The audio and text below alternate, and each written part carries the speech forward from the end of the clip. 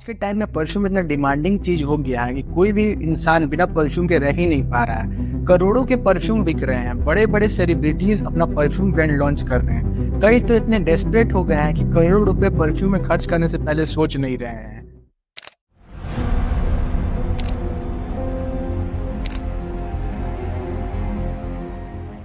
यूं के पास परफ्यूम का करोड़ों कलेक्शन है, मानो ये परफ्यूम नहीं गोल्ड। और क्या जो परफ्यूम हम यूज कर रहे हैं या जो सेलिब्रिटीज इस परफ्यूम का ऐड कर रहे हैं वो किस हद तक सही है। आइए हम भी बनते हैं जर्नलिस्ट, करते हैं इस वीडियो में परफ्यूम को एक्सपोज्ड।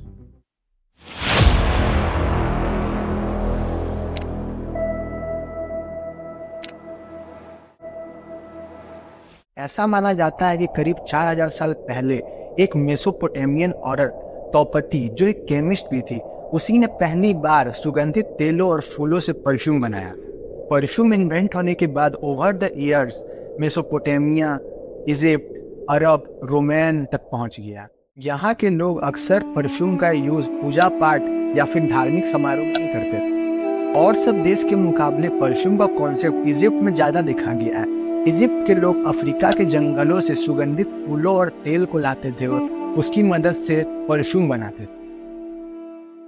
अगर आप इजिप्ट में आज भी जाएं तो आप ये देख सकते हैं कि इजिप्ट के किले में बने मकबरों की दीवारों पे ऐसी कुछ तस्वीरें बनी हुई हैं जो आज भी ये दर्शाती हैं कि परफ्यूम का इस्तेमाल इजिप्ट में काफी समय पहले से हो।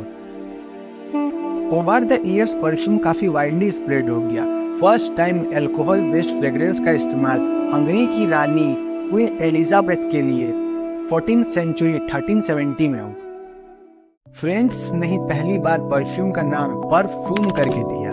17th सेंचुरी आते आते perfume become the most demanding thing specially in France. ऐसा माना जाता है कि फ्रांस के डिक्टेटर नेपोलियन बोनापार्ट परफ्यूम के इतने शौकीन थे कि वह एक महीने में 50 बोतल परफ्यूम खरीद देते थे। 2007 में पता चला कि एक सिप्रस नाम का देश है जिसमें एक ऐसा कारखाना है जिसमें 2000 BC पहले से ही परफ्यूम बनाया जाता था। परफ्यूम का जिक्र द बुक ऑफ परफ्यूम नाम के किताब में भी किया गया है, जिसको यकूब अल किंडी ने 9वीं शताब्दी में लिखा था। उसमें उन्होंने ये बताया था कि परफ्यूम कैसे बनाया जाता है। अगर इंडिया की बात करें तो इंडिया में परफ्यूम बनाने का कॉन्सेप्ट कोई नया नहीं। परफ्यूम जो एक फ्रेंच वर्ड है उसे उर्दू में अतर कहा जाता है।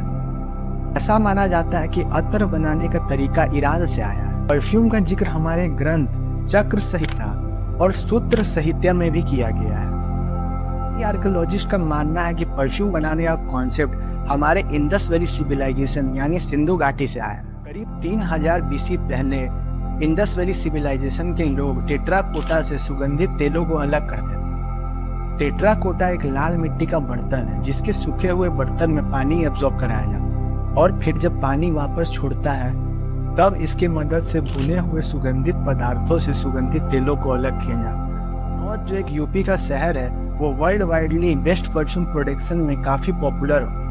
ऐसा माना जाता है कि कन्नौज में परफ्यूम प्रोडक्शन 7th सेंचुरी में स्टार्ट हो चुका था। आज के समय में कन्नौज परफ्यूम प्रोडक्शन का सबसे बड़ा हब है।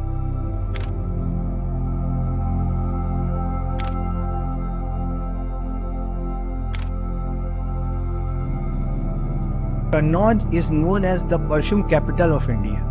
Over the time perfume India में काफी फैल गया। मुगलों के समय में परफ्यूम को इत्र के नाम से जाना जाता था।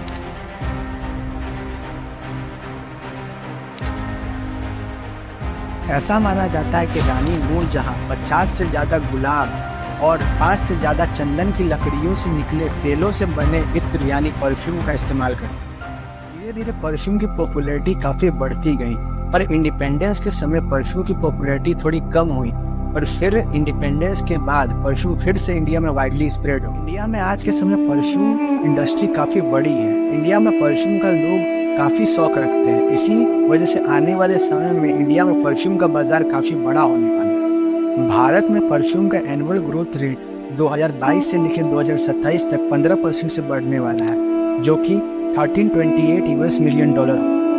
वर्ल्ड वाइड परफ्यूम इंडस्ट्री करीब $24 बिलियन की है, जिसने किया था कंट्रीब्यूशन $500 मिलियन। परफ्यूम का मार्केट वर्ल्ड वाइड काफी बड़ा है। इंडिया में भी कई लोग परफ्यूम का यूज रेगुलर करते हैं, पर क्या परफ्यूम यूज करना सेफ है? जवाब है नहीं। 19वीं सेंचुरी में परफ्यूम बनने का गोल्डन एरा खत्म हुआ और सिंथेसाइज्ड केमिकल्स से परफ्यूम बनने की शुरुआत। In the present time synthesised perfume जितना फेमस है उतना खतरनाक भी है।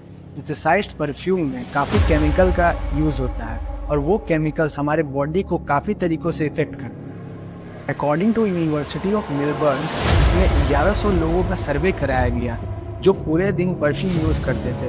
उनमें से कईयों के सर में दर्द रहता था और परफ्यूम यूज़ करने से कईयों की तबीयत खराब रहती। रिसर्चर्स ने इस एक्सपेरिमेंट में यह कंक्लूड किया कि परफ्यूम में प्रेजेंट हार्मफुल केमिकल की स्मेल जब इन्वायरमेंट के पोल्यूशन से मिलकर हमारे नाक के अंदर जाती है तो ये और भी खतरनाक हो जाता है, जिससे asthma attack, dizziness, heart attack भी हो सकता है। बेसिकली परफ्यूम्स 5 टाइप के केमिकल से मिलकर बनते हैं। पहला है ऑक्सीबेंजोल, जो एक ऑर्गेनिक कंपाउंड है जो कीटोन फैमिली से बिलोंग करता है।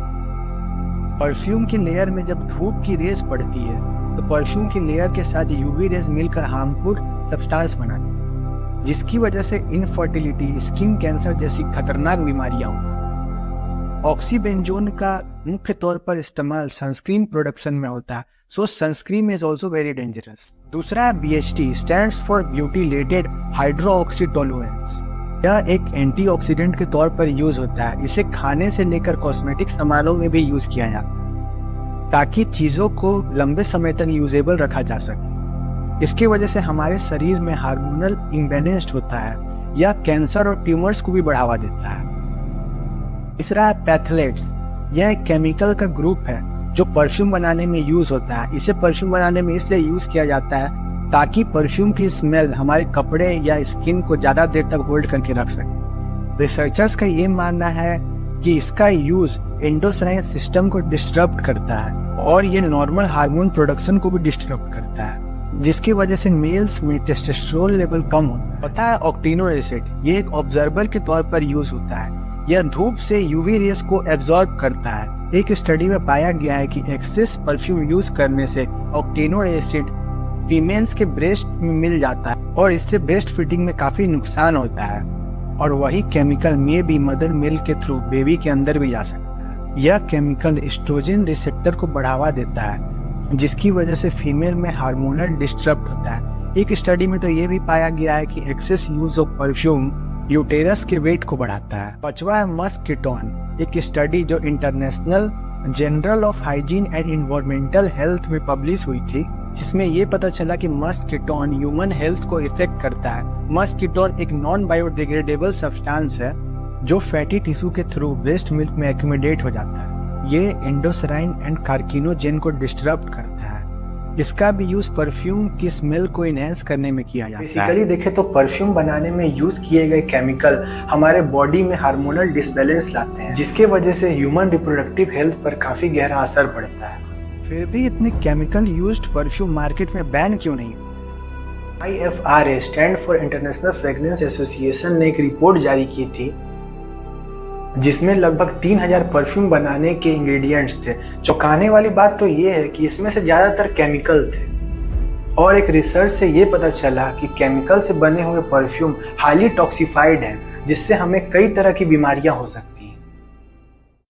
Companies food and drug association में अपने इंग्रेडिएंट लिस्ट नहीं करना चाहती। कंपनीज अपने इंग्रेडिएंट को सीक्रेट रखना चाहती। फ्रेग्रेंस इंडस्ट्रीज सेल्फ रेगुलेट करती है, इन पर कोई एक्सटर्नल अथॉरिटीज का रेगुलेशन नहीं है। ऑर्गेनाइजेशन जैसे FIRA फ्रेग्रेंस इंडस्ट्री को इंटरनली रेगुलेट करती हैं, जिसकी वजह से फ्रेग्रेंस इंडस्ट्रीज सेफ्टी को नज़रअंदाज करती। परफ्यूम इंडस्ट्री कैसे रेगुलेट करे, इस पर कोई प्रॉपर लॉ नहीं। तो क्या करें? जो लगभग हर आदमी परफ्यूम यूज कर रहा है वो यूज करना ही छोड़ दे। जवाब है नहीं। हम लोग इन केमिकल मेड परफ्यूम के अलावा ऑर्गेनिकली मेड परफ्यूम यूज कर सकते हैं। बहुत ऐसी कंपनियां हैं जो ऑर्गेनिक परफ्यूम बना रहे या ऑर्गेनिक परफ्यूम होने का दावा कर रहे। हमें कोशिश करना चाहिए कि हम Indian made and organic perfume use करें और हमारे लोकल वेंडर्स को बढ़ावा दें। अगर वीडियो अच्छा लगा तो कमेंट में जरूर बताएं। धन्यवाद।